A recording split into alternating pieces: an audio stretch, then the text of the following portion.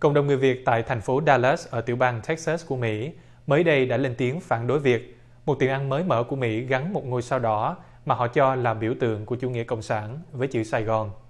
Cửa hàng chuyên bán bánh mì Việt Nam cùng các món ăn Việt Nam do Yum Brands, tập đoàn làm chủ các thương hiệu đồ ăn nhanh như Taco Bell, KFC và Pizza Hut khai trương ở Dallas hôm 12 tháng 9 và gây tranh cãi ngay sau đó với logo có hình ngôi sao đỏ.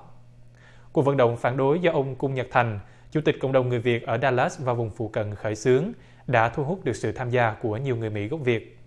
Ông Thành kể với VOA lý do ông lên tiếng. Có cái ngôi sao màu đỏ, ở trên đó có cái chữ bánh và chữ shop đè lên trên.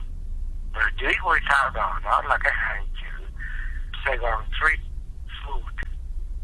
Thì tôi thấy có cái gì không ổn. Bởi vì cái ngôi sao đỏ đó, là biểu tượng của Đảng Cộng sản.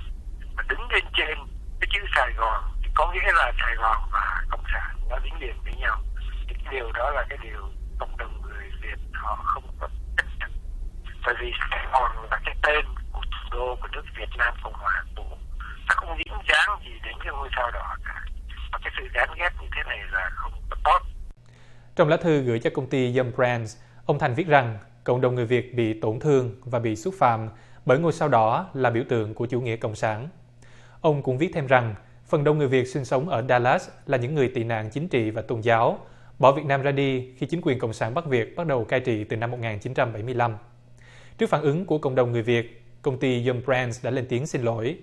Chủ tịch cộng đồng người Việt ở Dallas và vùng phụ cận cho VOA biết.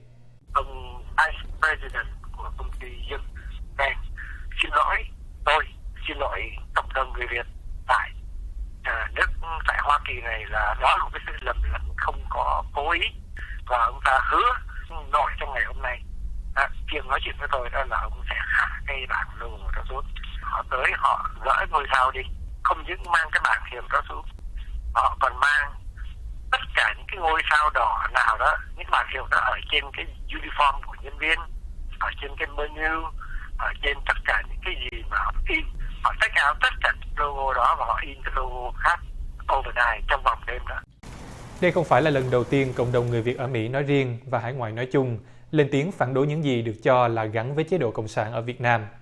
Hồi đầu năm nay, người Mỹ gốc Việt ở thành phố Irvine ở Nam California đã phản đối đề xuất kết nghĩa với thành phố Nha Trang của Việt Nam.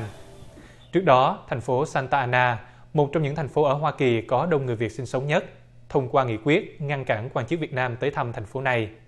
Còn tại Canada, kế hoạch treo cờ đỏ sao vàng của chính quyền thủ đô nước này mới đây đã vấp phải sự chống đối kịch liệt của cộng đồng người Việt. Ông Cung Nhật Thành nói với VOA, vấn đề hòa hợp hòa giải với chính quyền cộng sản hiện giờ chắc chắn là không có. Trong chuyến thăm Hoa Kỳ năm ngoái, Chủ tịch Việt Nam Trương Tấn Sang đã bày tỏ mong muốn người Mỹ gốc Việt làm cầu nối cho bang giao giữa Hà Nội và Washington.